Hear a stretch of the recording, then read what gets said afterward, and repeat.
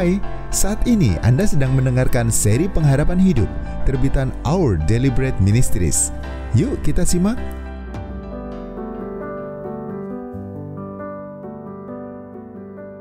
Tolong, aku merasa tak berharga. Linda diminta pindah ke sekolah lain karena nilai-nilainya yang jelek menjatuhkan reputasi sekolahnya. Sekolah favorit tersebut tidak memberikan toleransi kepada siswa yang gagal dalam ujian tingkat nasional. Di rumah, orang tuanya membandingkan Linda dengan saudaranya yang sering menjadi peringkat teratas di kelasnya. "Kenapa kamu bodoh sekali? Kenapa kamu tidak belajar lebih keras lagi seperti adikmu?" tanya orang tuanya. Sambil menangis, Linda berjalan masuk ke kamarnya. Ia berpikir, apakah orang tuaku hanya mengasihiku kalau nilaiku bagus? Apakah sekolah cuma peduli soal nilai? Sony baru saja terkena PHK. Pria yang berumur 55 tahun itu diberhentikan karena ada banyak pekerja muda yang lebih cepat dan baik dalam bekerja. "Keahlian dan pengalamanmu sudah ketinggalan zaman," demikian kata atasannya. Sambil membereskan meja kerjanya dengan perasaan sedih, Sony berpikir, apakah itu cara orang menilaiku? Pekerja yang tidak berguna karena sudah tua? Randy, seorang pekerja sosial, sedang menikmati hari liburnya dengan berkeliling kota ketika seorang pengemis menghampiri dan berlutut meminta makan di hadapannya. Randy merasa terusik sekaligus sedih melihat ada orang yang harus berbuat itu. Ia berharap dapat membantu setiap orang, tetapi orang miskin ada di mana-mana. Ia berpikir, bagaimana dengan harga dirinya? Mengapa ia harus merendahkan dirinya hanya demi sepiring nasi? Pernahkah Anda mengalami semua hal tadi? Pernahkah Anda merasa tidak berharga? Apakah Anda merasa orang-orang tidak menghargai diri Anda? Ketahuilah, Anda tidak sendiri. Banyak dari kita di tengah dunia yang serba cepat dan syarat kompetisi ini merasa hanya seperti sebuah angka atau bagian dari satu mesin besar yang terus bergerak. Kita lebih sering diukur dari prestasi kita di sekolah, apa yang kita hasilkan di tempat kerja, dan seberapa penghasilan kita. Rasanya tidak ada yang benar-benar menghargai kita sebagai pribadi. Harga diri kita dikaitkan dengan kemampuan dan prestasi kita. Tidak heran banyak dari kita yang kemudian bertanya, berapa harga diri saya? Apa yang membuat saya berharga? Mengukur harga diri. Bagaimana cara kita mengukur harga diri seseorang? Bila kita memilah-milah tubuh kita menjadi sejumlah komponen kimiawi seperti karbon, oksigen, dan hidrogen, kita mungkin akan menemukan bahwa tubuh kita tidak begitu besar nilainya, mungkin beberapa juta rupiah saja. Sementara itu, dari segi ekonomis, kita diukur menurut keahlian, pengalaman, dan status yang kita miliki. Sayangnya, banyak dari kita yang diukur dengan cara ini. Seseorang dibanding-bandingkan dengan melihat harta kekayaannya, jumlah pendapatannya, dan seberapa besar kontribusinya kepada perusahaan dan organisasi yang mempekerjakannya.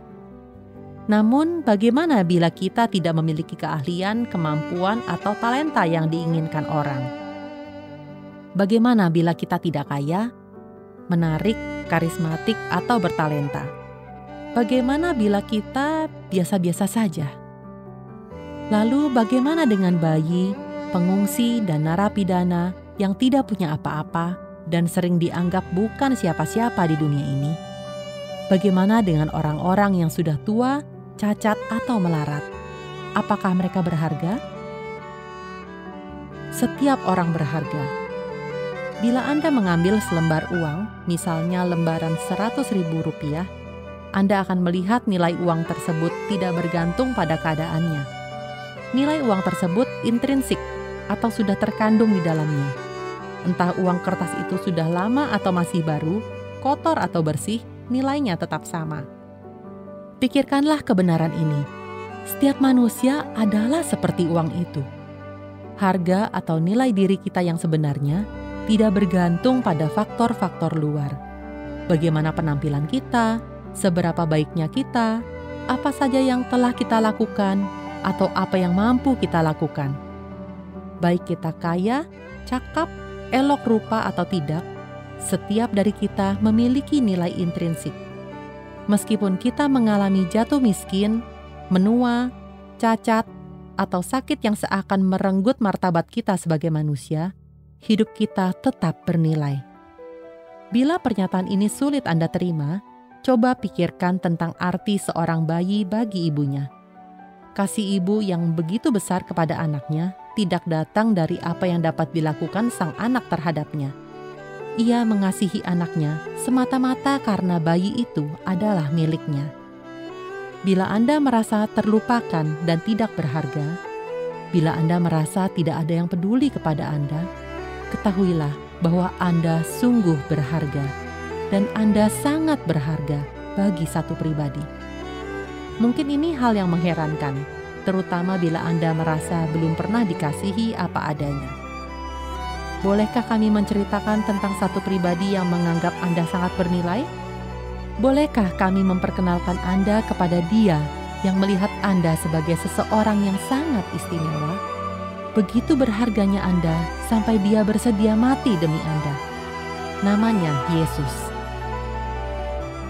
Anda istimewa di mata Allah.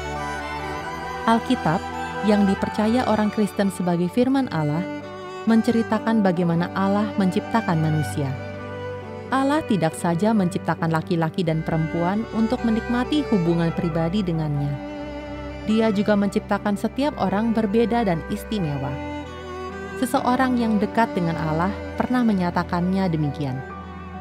Engkau menciptakan setiap bagian badanku dan membentuk aku dalam rahim ibuku. Waktu tulang-tulangku dijadikan, dengan cermat dirangkaikan dalam rahim ibuku. Sedang aku tumbuh di sana secara rahasia. Aku tidak tersembunyi bagimu.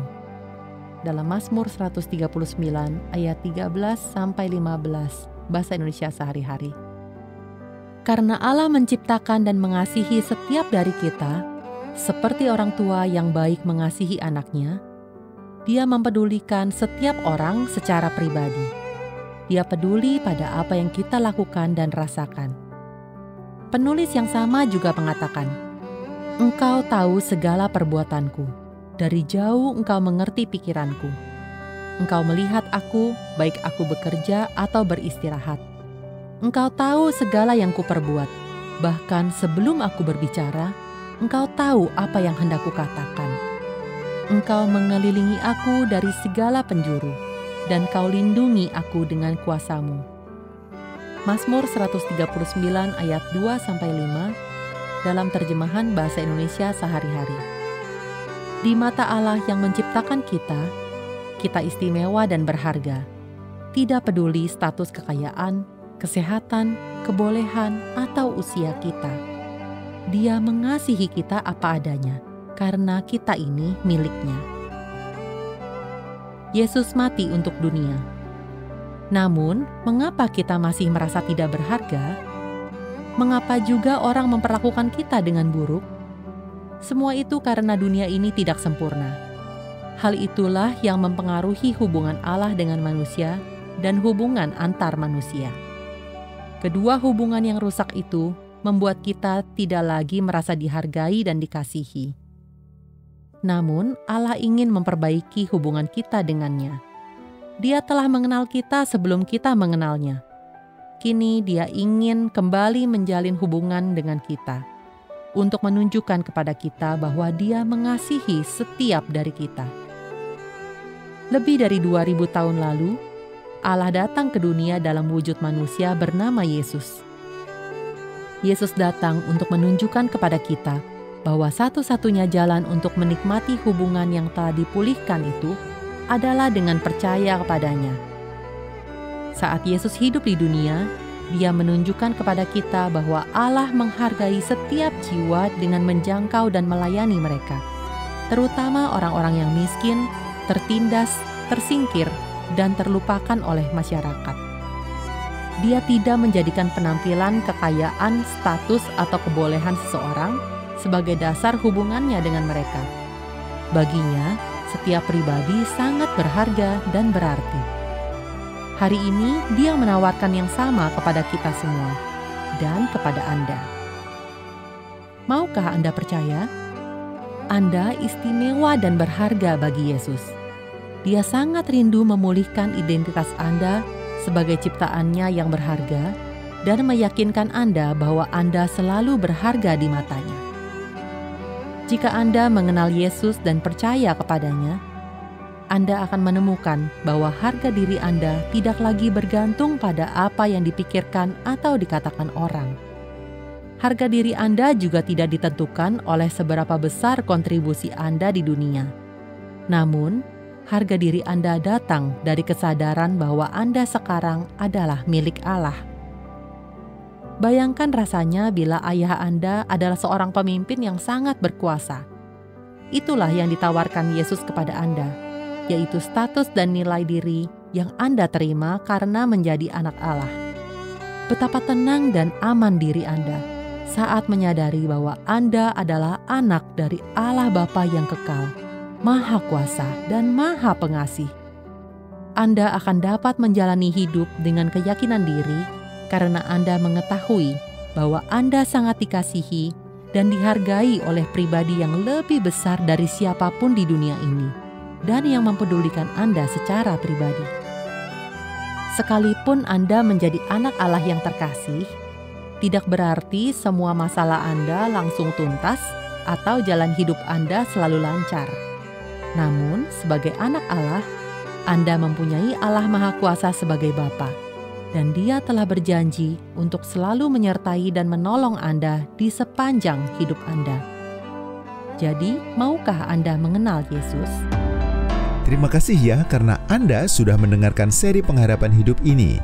Untuk mendapatkan materi-materi dengan judul-judul lainnya secara online, silakan kunjungi website santapanrohani.org/SPH. Tuhan memberkati.